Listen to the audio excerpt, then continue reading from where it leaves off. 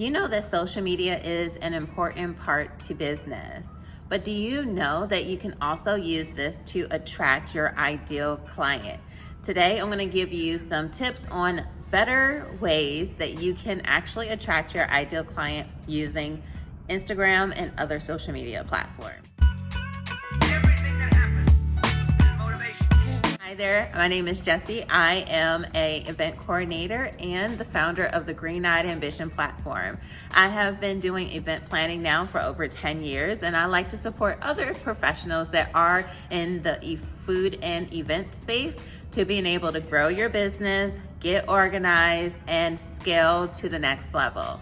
In this video, I wanted to talk to you about social media. People often want to go viral. I find that that's what is always being discussed online. How do I go viral? How do I go viral? How do I get more followers? All of that is great, but if you haven't done these preliminary steps, it's going to be very challenging to be able to go viral if you don't have the proper things in place so that you can maximize on every eye that is on your page.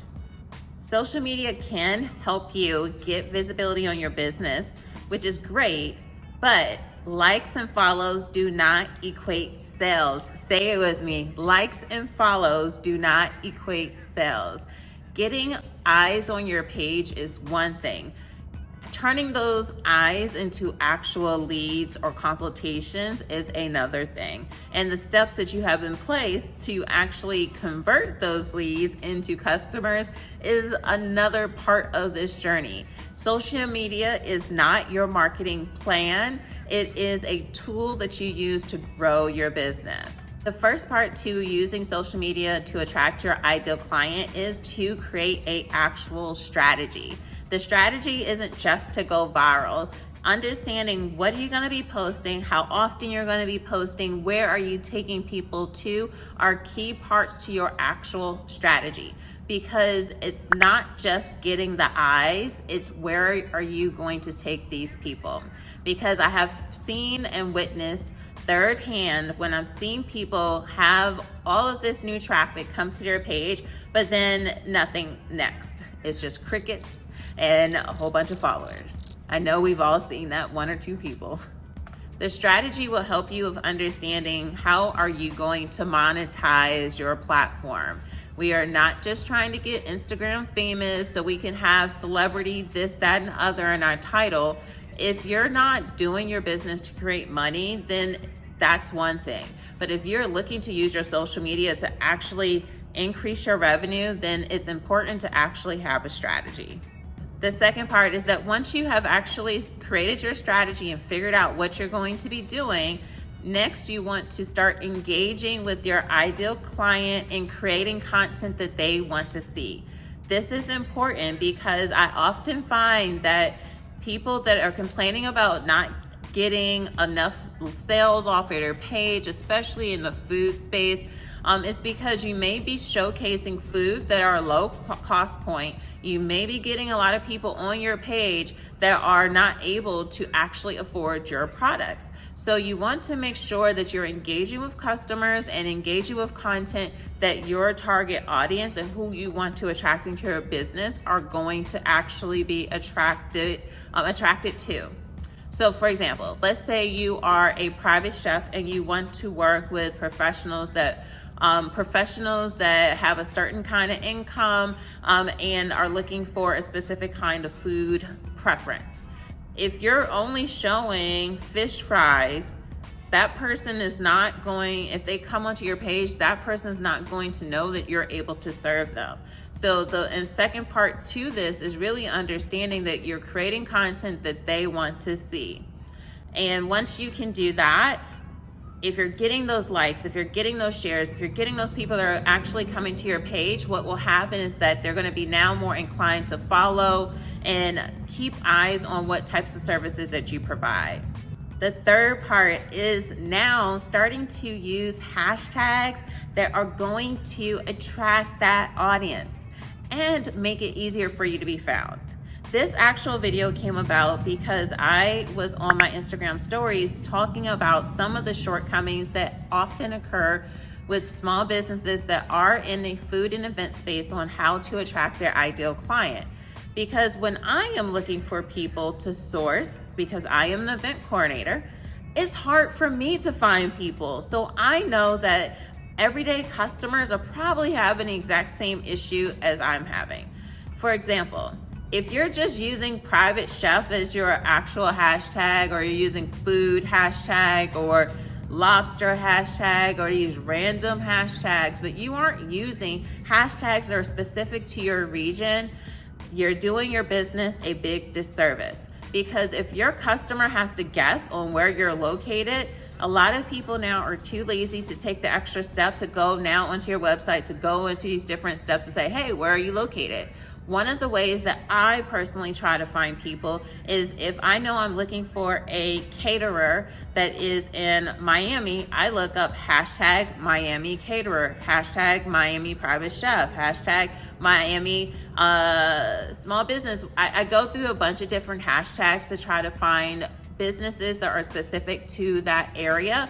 And what makes it easier, I'll talk about next, is that those businesses have other tags that are in their business that say that they are located there.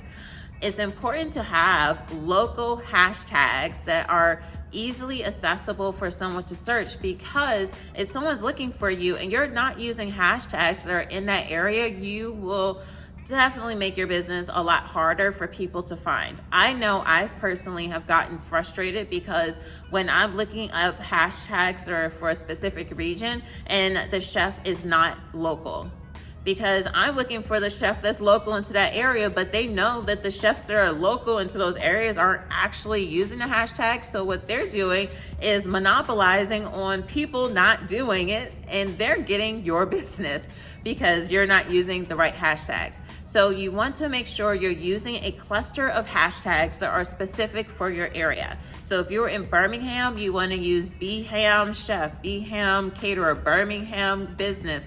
You want to use a local and regional hashtags so when someone's looking for your business, they can find you. I know we want to go all international and want people to pay for us to travel, but everyone's not able to do that. I think it's super important that you master your local business, and then the national and the international business will come. But often we're looking only to the international compared to thinking about how do I really master getting my business found and utilized, booked and busy in my specific area. The next tip is making sure that you have your Instagram bio optimized. I will have a screenshot that's popped up so that you can actually look at what are some of the key things that I think are extremely important for your business bio to show.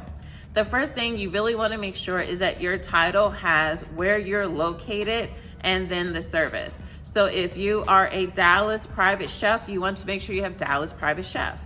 If you're a Dallas caterer, you want to have that, because Instagram is trying to make it SEO optimized as much as possible. I don't think that is Google by no means, but you want to make sure that when someone hits your page that they immediately can tell, oh, this chef is in San Francisco. This person is a balloon decorator in this specific area.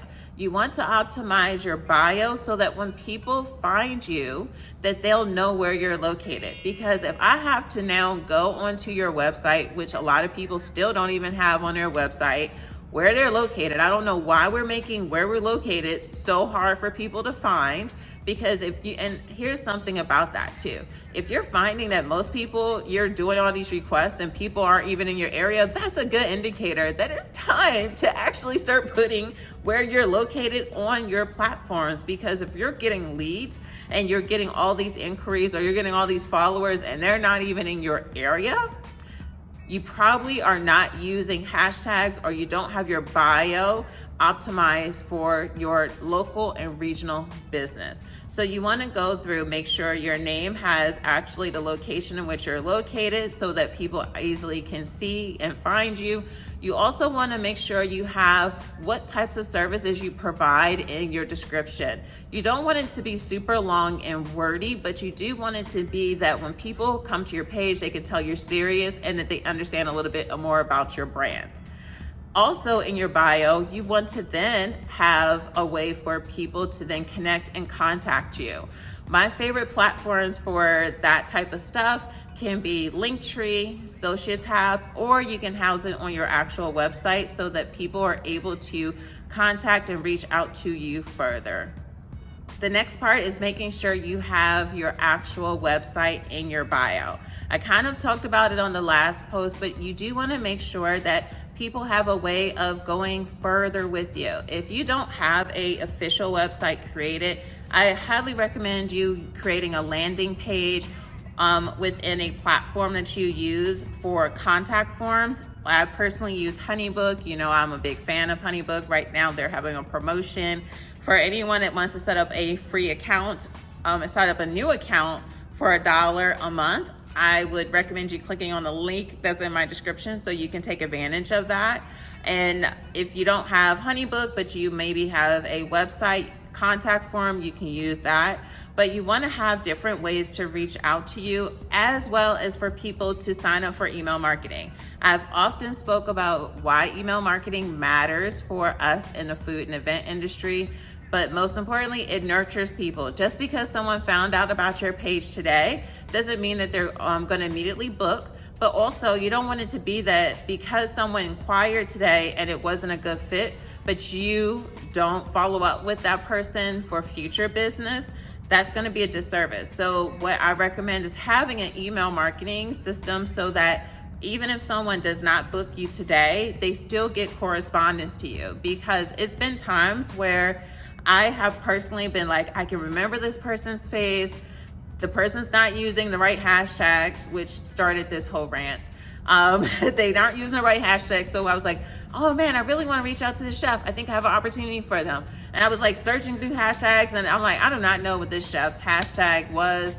So they missed out on an opportunity because I'm not on any email list. They don't ever really talk to me. So it all relied on me putting the effort into reaching out to them, which, I mean, I don't know of a lot of businesses that rely on just their customers remembering who they are. So that person lost out on an opportunity to work with me, which, you know, may not make a difference to them. But for me, I like to work with people that I desire to work with. But because that person had no way of me contacting them, I wasn't able to contact with them. The next tip is using your Instagram stories to use the link function. If you're trying to grow your business on Instagram, it's important to use all the cool features that they're providing you. One of the features that I love to use on my stories are the polls, but also the link function. The link function will allow for people to schedule a consultation. If you have digital products or courses or ebooks, whatever you might offer in your business, you can do intentionally a post a day or every other day where people can schedule a link or download a menu or download a recipe, whatever you want to do. Because even though that link might be in your bio, sometimes people find it easier to just click through your stories and they're like, oh, wow, that's interesting. Let me click here. So I highly recommend you using the link in your Instagram stories as another function to being able to maximize your customers on Instagram. The final step is to start tracking the results that you're getting. In order to really grow on any platform, it takes consistency and understanding what's working and what's not working. If you're not actually tracking any of these things and actions, it's hard to really know if you're moving in a direction. I love to do things for 60 to 90 days so that I can understand what kind of results can I expect from doing this specific activity. I use spreadsheets. I know some people that do it through notebooks, but keeping track, like, oh, this week I did this amount of posts, I got these amount of impressions, whatever you want to track. I feel like it's important to track your impressions. I think it's important to track how many people are clicking on the link in your bio. I don't care if you're getting 100,000, 200,000 views or impressions on your page, but if you got 2 website clicks, that just means you have the eyes on it, but it might not be the eyes that want to book. Maybe it might be the eyes that don't know what to do after they double tapped on your reel. But you want to make sure that people are doing something beyond that. So if you can see like, oh, when I post 4 reels a week or 2 reels a week, and I can expect to get this amount of website clicks, or I get this amount of followers. But if you're not tracking it, then you may find yourself feeling frustrated with the actions in which you're going to be doing, the actions that you're going to be doing on your social media. So if you're really truly wanting to attract customers on your Instagram or social media platforms, you have to have a strategy. You want to be able to engage and create content in which your audience will want to see. Then you have to start using the right hashtags that help you with being found locally and regionally. And then once you start to do that, you want to optimize your bio.